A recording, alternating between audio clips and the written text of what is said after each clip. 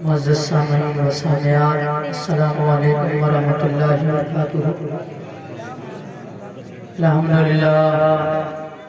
الحمدللہ رب العالمین والعاقبۃ للمتقین، الصلاۃ والسلام علی رسولہ الکریم، اما بعد فاعوذ باللہ من الشیطان الرجیم، بسم اللہ الرحمن الرحیم۔ لقد كان لكم في رسول الله أسوة حسنة، صدق الله العظيم وصدق رسوله النبي الأمين المتين المعين الكريم، ونحن على ذلك لمن الشاهدين والشاكرين، والحمد لله رب العالمين۔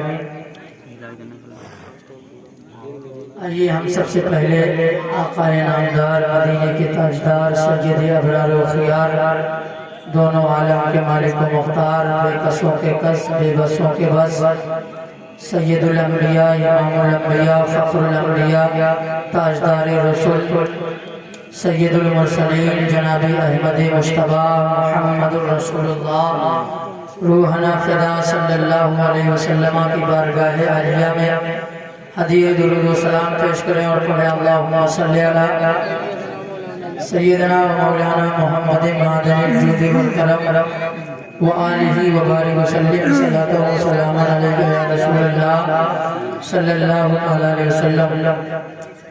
آپ لوگ بڑی خاموشی کے ساتھ سن رہے ہیں، ایسا نہیں ہونا چاہیے، بلکہ باہر سے شعراء کرام تشریف لائے ہیں، آپ کو ان کی نعتیہ شاعری سننا ہے۔ میں تھوڑی دیر کے لیے حاضر خدمت ہوا، مجمع کافی اچھا ہے، کچھ حصول برکت کے طور پر نعت شریف کے دو شعر ملاحظہ فرمائے، مشل کے بول دیں یا رسول اللہ۔ آواز کمزور، سید بابا کی نگری میں رہتے ہو لیکن آواز کمزور رہتے ہو، سید بابا کی نگری میں اتنی تیز آواز لگاؤ کہ آپ کی آواز سید بابا کی روضے تک پہنچ جائے، مچل کے بولو سبحان اللہ۔ اور سید بابا آپ کی آواز کو کہاں پہنچا دے؟ بریلی شریف، مچل کے بولو سبحان اللہ۔ بریلی شریف امام اہل سنت فاضل بریلوی کی بارگاہ میں پہنچ جائے۔ کون فاضل بریلوی؟ وہ فاضل بریلوی جس نے علم غیب رسول پر کتاب لکھی، تو الدولت الملکیہ بالبادۃ الغیبیہ، 8 گھنٹے پر ایسی کتاب لکھی۔ اعلیٰ حضرت، کون اعلیٰ حضرت ہیں جنہوں نے ہمیں عشق و محبت کا جام پلایا ہے؟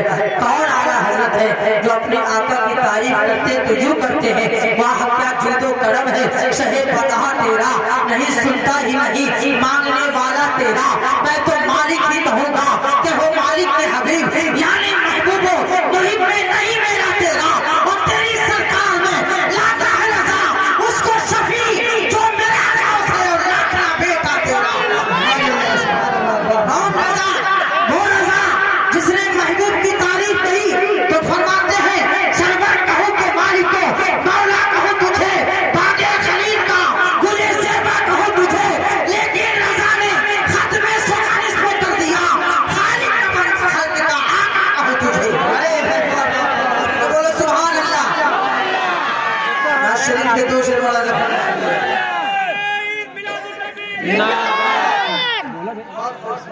گرتوں کو اٹھانے آئے ہیں، گرتوں کو اٹھانے آئے ہیں، روتوں کو ہنسانے آئے ہیں، سرکار دو عالم امت کو، سرکار دو عالم امت کو دوزخ سے بچانے آئے ہیں، سرکار دو عالم امت کو۔ اور ہمارے آقا کی شان کیا ہے؟ شعر ملاحظہ فرمائے، اب لوگ خاموش نہ رہے، یہ وہی زمین ہے جہاں پہلے لوگ آنے سے ڈرتے تھے، لیکن آگے اللہ کا شکر ہے محفل میلادیں ہوئی تو یہاں کی ساری خرافات، ساری بلائیں دور ہو گئی۔ ایک سانپ اشارے میں بولا، ایک سانپ اشارے میں بولا. اس کے پیچھے ایک بہت بڑا واقعہ ہے.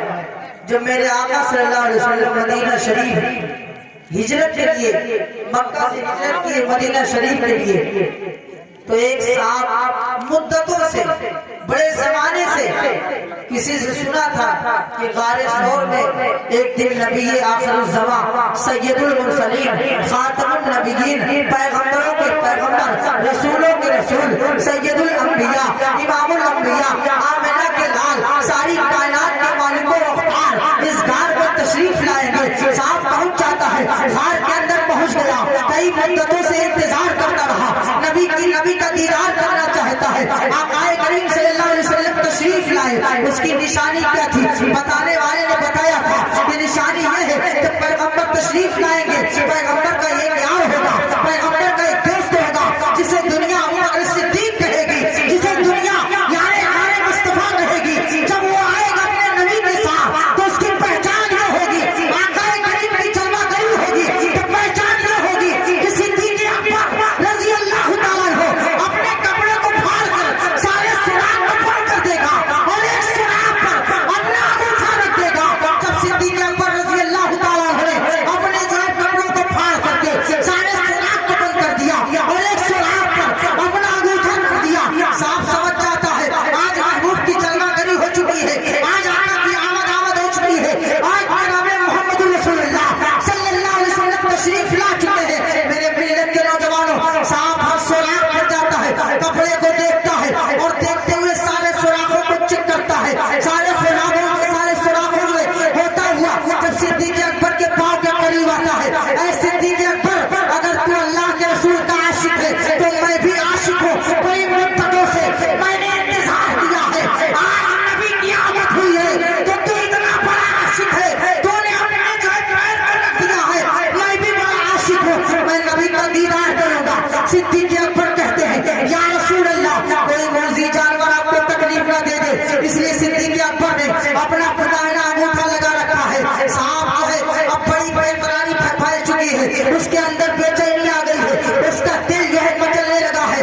آخر اللہ کے رسول تشریف لائے ہیں، اللہ کا پیغمبر تشریف لایا ہے جس کا میں نے مدتوں تک انتظار کیا ہے. آخر وہ مدت کی گھڑی اب آ چکی ہے، لیکن میں دیدار نہیں کرنا پا رہا ہوں. میرے ملت کے نوجوانوں، وہ سانپ جو ہے حضرت ابو بکر صدیق رضی اللہ تعالیٰ عنہ سے اشارہ کرتا ہے، اے صدیق آج تو بھی عاشق ہے، میں بھی عاشق ہوں. آؤ امام اہل سنت سے سنتے ہیں عشق کسے کہتے ہیں. اعلیٰ حضرت فرماتے ہیں اے عشق تیرے صدقے چلنے سے چھٹے صدقے جو آپ بجھا دے گی وہ نعرہ تکبیر، نعرہ تکبیر، نعرہ رسالت، مسلک اعلیٰ حضرت جس نے میلاد النبی.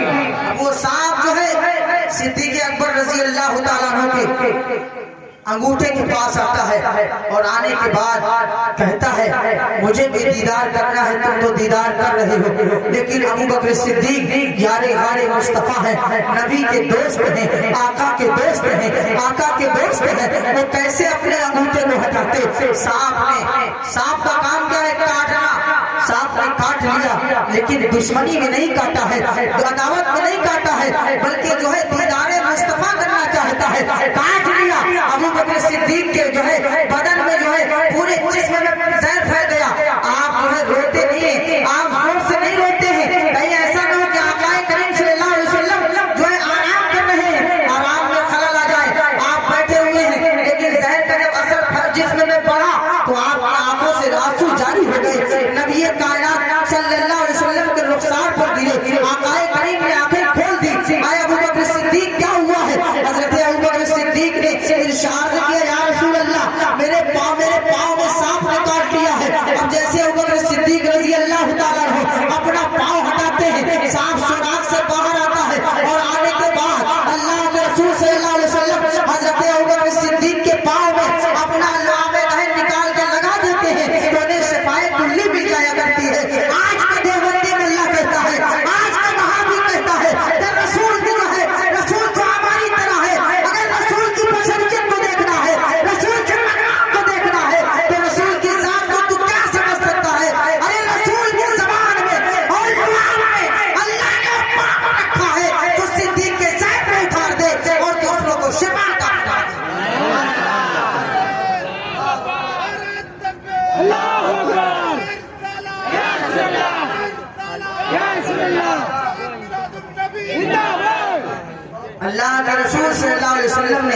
اپنا لعاب دہن حضرت ابوبکر صدیق کے پاؤں میں لگایا تو شفا مل گئی۔ اب سرکار متوجہ ہوئے سانپ کی طرف، اے سانپ تو بتا، تو نے میرے صدیق کو کیوں کاٹا، تو نے میرے صدیق کو کیوں نقصان پہنچایا؟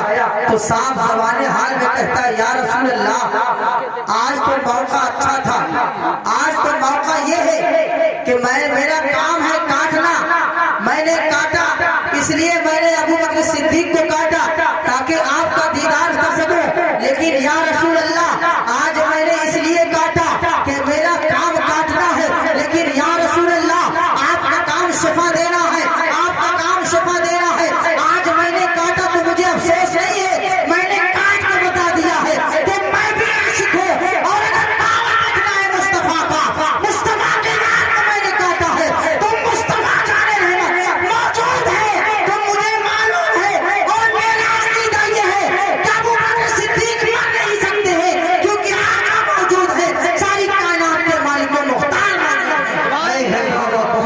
آپ نے کاٹا تو بہت بڑی بات ہے، تو شاعر اسی کو اپنے شعر میں کہتا ہے، ایک سانپ اشارے میں بولا وہ بکر ذرا تو پاؤں ہٹا، جی بھر کے زیارہ کرنی ہے، جی بھر کے زیارہ کرنی ہے، آقا جلوہ دکھانے آئے ہیں، سرکار دو عالم امت کو۔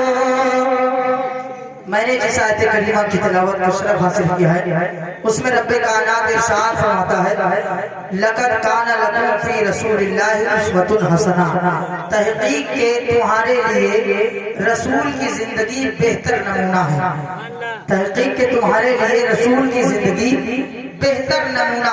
حضرت فرماتے ہیں، اعلیٰ حضرت کی جو ہے، اعلیٰ حضرت فرماتے ہیں سورج الٹے پاؤں پڑتے، چاند اشارے سے ہو چار، اندھے نجدی دیکھ لے قدرت رسول اللہ کی، رسول کا جو ہے پسپنا دیکھو اور رسول کی جو ہے زندگی کا مطالعہ کرو۔ آقا کریم صلی اللہ علیہ وسلم جب جوان ہوئے، آپ جوانی کی عمر کو پہنچے تو پورے مکے کے جو ہے لوگ آپ کو صادق الوعد امین کہا کرتے تھے، یعنی آپ وعدے کے بڑے پکے تھے، آپ نے جو وعدہ کبھی کر لیا، کبھی وعدہ ٹھکرایا نہیں ہے۔ آپ سے ایک بوڑھی عورت مکے میں رہتی ہے، اور رہنے کے بعد اس نے ایک دن سنا کہ ایک آقا، ایک محمد آئے ہیں جو نیا دین پھیلا رہے ہیں۔ اس نے کیا کیا، اپنی گٹری کو باندھا، اور باندھنے کے بعد سامان بھر لیا، اور بھرنے کے بعد راستے میں چلنے لگی، راستے میں چلتے چلتے تھک گئی، 20 راستے میں رک گئی۔ آقا کریم صلی اللہ علیہ وسلم تشریف لائے، آقا ارشاد فرماتے ہیں اے امی، اے بوڑھی امی، کیا میں تمہاری مدد کر سکتا ہوں؟ اس بوڑھی امی کی جو ہے، اس بوڑھی عورت کے جو ساز و سامان کو آقا کریم صلی اللہ علیہ وسلم نے اٹھا لیا، اور اٹھانے کے بعد اس کے منزل تک پہنچا دیا۔ جب منزل تک حضور پہنچ گئے، بوڑھی عورت کہتی ہے بیٹا تم بہت نیک ہو، بڑے اچھے ہو، تمہاری عادتیں بڑی اچھی ہیں، لیکن یہ بتاؤ میں تمہیں ایک بات بتانا چاہتی ہوں، جب تم مکے کے اندر جانا، مکے میں ایک محمد نام کا انسان جو ہے وہ رہتا ہے، جس نے جو نیا دین لے کر کے آیا ہے، اس سے تم بچ کے رہنا۔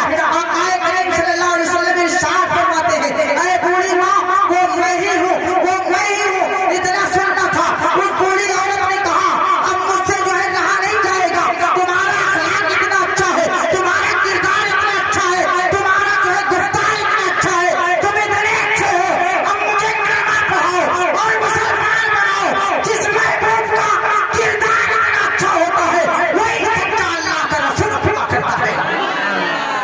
ملت کے نوجوانوں، تو آقا کے شب و روز کو دیکھو، آقا صلی اللہ علیہ وسلم کیسے کھاتے تھے، کیسے پیتے تھے، کیسے ہمیں انہوں نے درس دیا۔ آج اس پرفتن ماحول میں ہر طرف ایمان و عقیدے کی بات ہو رہی ہے، ہر طرف لوگ ایمان اور عقیدے کو چھیننے کی کوشش کر رہے ہیں۔ یہ کوشش کیوں ہو رہی ہے؟ کیونکہ ہم نے نماز کو چھوڑ دیا ہے، ہم نے نماز پڑھنا چھوڑ دیا ہے۔ یہ ہمارے جتنے بوڑھے حضرات ہیں یہ تو نماز پڑھتے ہیں، لیکن جتنے نوجوان ہیں یہ نماز سے بہت کوسوں دور ہیں۔ ایک مرتبہ سرکار غوث پاک رضی اللہ تعالیٰ عنہ کی بارگاہ میں ایک شخص آیا، اس نے کہا حضور میرے گھر میں برکت نہیں آتی. آج لوگ اس کے زیادہ شکار ہیں. آج کے دور میں لوگ اس کے زیادہ شکار ہیں.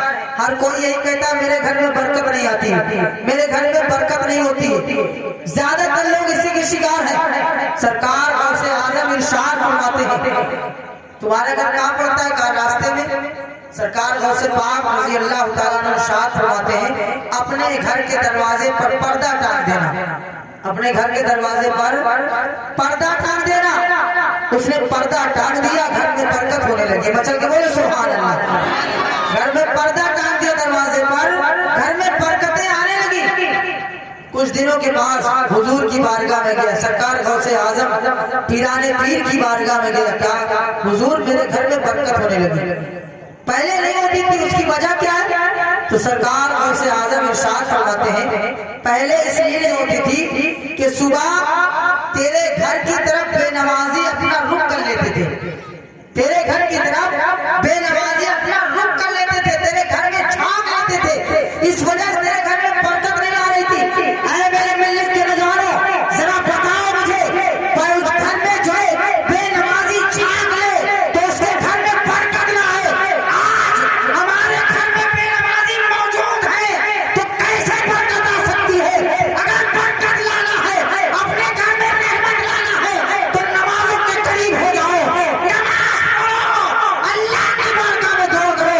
اللہ تمہیں برکت والا بنا دے گا, تمہیں رحمت والا بنا دے گا. اللہ نعرہ تکبیر, نعرہ رسالت, مسلک اعلیٰ حضرت جس نے میلاد النبی. تم جو ہے نماز نہیں پڑھو گے. نماز کیا ہے؟ اللہ کے رسول صلی اللہ علیہ وسلم ارشاد فرماتے ہیں نماز الصلاۃ و عماد الدین, نماز دین کا کھمبا ہے. ابھی آپ گھر بنائیں, اس کے سارے کھمبے توڑ دیں. ایک گھر بنائیں, اس کے سارے کھمبے جو ہے آپ توڑ دیں تو اس کی چھت باقی نہیں رہے گی, وہ چھت آٹومیٹک گر جائے گی. ویسے نماز دین کا کھمبا ہے.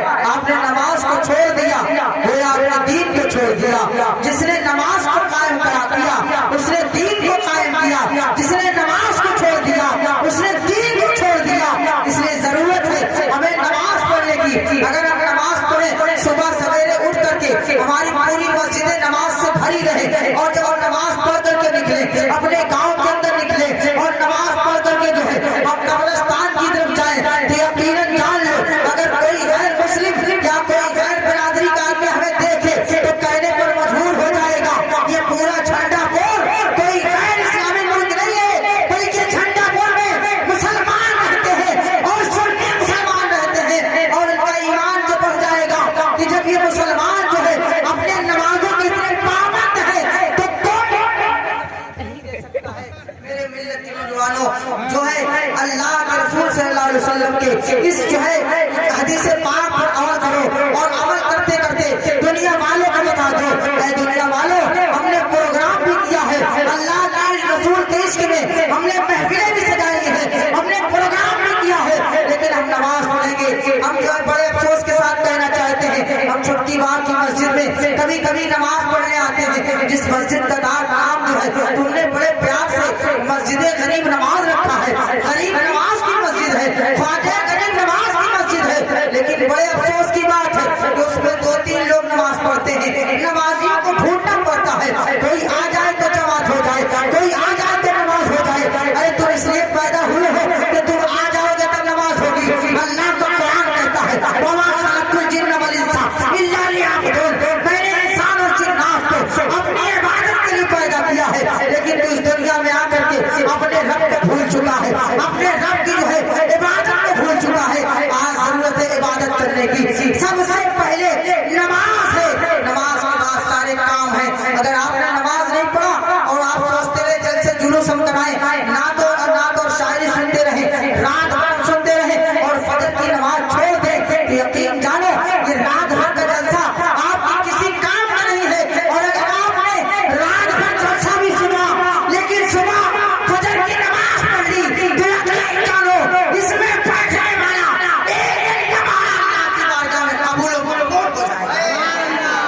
ایک لمحہ اللہ کی بارگاہ میں قبول قبول ہو جائے گا۔ اس لیے میرے بھائیوں اور دوستوں، ایک چھوٹے بھائی کی گزارش ہے، اپیل ہے آپ سے کہ آپ نماز کے پابند بن جائیں۔ نماز آپ پڑھیں گے تو آپ کو کیا فائدہ ملے گا، میں آپ کو بتاتا چلوں۔ حضرت عیسیٰ علیہ السلام ہیں، آپ ایک جگہ جا رہے تھے، راستے میں دیکھا کہ اللہ نے 2 چشمے بنائے۔ کتنے چشمے؟ 2 چشمے بنائے، ایک صاف ستھرا چشمہ، ایک گندا چشمہ، یعنی جس میں گندا پانی بھرا تھا، ایک میں اچھا پانی بھرا تھا۔ اللہ نے کبوتر کو بھیجا، کبوتر آیا، گندے پانی میں لوٹ گیا، پھر صاف ستھرا پانی میں نہایا، صفا ہو گیا۔ اس طرح اس نے 5 مرتبہ کیا۔ کتنے مرتبہ؟ 5 مرتبہ کیا۔ حضرت موسیٰ عیسیٰ علیہ السلام حیرت میں پڑ جاتے ہیں، مولا مجھے کیا دکھانا چاہتا ہے؟ تو ہاتھی کے غائبی سے آواز آتی ہے، میرے پیغمبر سنو، تیرے بعد ایک محبوب آئے گا جو میرا راز دلارا ہوگا، جو خاتم الانبیاء ہوگا، جو سید المرسلین ہوگا، جو شفیع المذنبین ہوگا، جو صاحب حوض کوثر ہوگا، جو صاحب التاج والمعراج ہوگا، جس کو میں نے اس لیے بنایا ہے تاکہ میں اپنی ربوبیت کا ظہور کروں، جس محبوب کے لیے میں نے ساری کائنات کو سجایا ہے، جس محبوب کی آمد ہوئی تو میں نے جو ہے شجر و حجر کو پیدا کیا، خشک و تر کو پیدا کیا، شمشم قمر کو پیدا کیا، خشک و تر کو پیدا کیا، ساری کائنات کو پیدا کیا۔ میرے محبوب کی امت ہوگی، بڑی گنہگار ہوگی، سیاہ کار ہوگی، خطا کار ہوگی، لیکن گناہوں میں ملوث ہوگی۔ فجر کی اذان ہوگی، فجر کی نماز پڑھنے جائے گی، تو جس طرح اس نے رات بھر گناہ چھوٹے چھوٹے گناہ کیے ہوں گے، جب وہ صبح فجر کی نماز پڑھے گی تو میں اس کے گناہوں کو معاف کر دوں گا۔ فجر کی نماز پڑھنے کے بعد جب وہ ظہر کی نماز کے قریب پہنچے گا، چھوٹے چھوٹے گناہ کرے گا، اس جو ہے پرندے کی طرح وہ گندا ہو جائے گا، لیکن جیسے ظہر کی نماز میں پہنچے گا، اللہ اکبر کہہ کر کے میری بارگاہ میں اپنے سر کو جھکا دے گا تو میں اس کے سارے گناہوں کو معاف کر دوں گا۔ پھر وہ جو ہے ظہر اور عصر کے درمیان جو گناہ کرے گا، پھر عصر کی نماز پڑھے گا، جو چھوٹے چھوٹے گناہ اس نے کیے ہیں میں سارے گناہوں کو معاف کر دوں گا۔ جس طرح سے جو ہے جو پرندہ بار بار گندا ہوتا ہے پھر صفا ہو جاتا ہے، اسی طریقے سے میں اپنے محبوب کی امت جو ہے جو گندی ہو جائے گی، گناہ میں ملوث ہو جائے گی، لیکن میری بارگاہ میں جب جھک جائے گی میں اتنا غفور رحیم ہوں، اس کے گناہوں کو معاف کر دوں گا۔ سبحان اللہ، سبحان اللہ۔ بہت میرے ملت کے نوجوانوں، رسول کی زندگی تمہارے لیے بہترین نمونہ ہے۔ آقا کریم صلی اللہ علیہ وسلم کی زندگی پر سختی کے ساتھ عمل کرو۔ ہمیں حضور نے جو پیغام دیا ہے اس پیغام پر ہم جو ہے عمل کریں اور اپنی زندگی کو بہتر بنائیں۔ یہ نہ سمجھو کہ ہم تقریر کر رہے ہیں، صرف تقریر آپ سنیں گے اس پر عمل نہیں کریں گے، عمل کرنے کی کوشش کیجئے۔ اگر آپ عمل کر لیا تو آپ کا یہ جلسہ اللہ کی بارگاہ میں قبول ہوگا۔ اگر آپ نے فجر کی نماز چھوڑ دی، رات بھر سنتے رہے، کوئی فائدہ نہیں ملے گا۔ سب سے پہلے فرض ہے آؤ نبی کی باتیں کر لیں، آقا کی باتیں کر لیں۔ شاعر اسلام بہت سارے آ چکے ہیں، آپ ان کی نعتیہ شاعری سنیں۔ اللہ رب العزت کی بارگاہ میں دعا ہے رب کریم ہمیں آقا کریم صلی اللہ علیہ وسلم کی سنتوں پر، ان کے بتائے ہوئے طریقے پر عمل کرنے کی توفیق عطا فرمائے اور ہمارے اس جلسے کو اپنی بارگاہ میں قبول و مقبول عطا فرمائے۔ وما علینا الا البلاغ۔ السلام علیکم ورحمۃ اللہ وبرکاتہ۔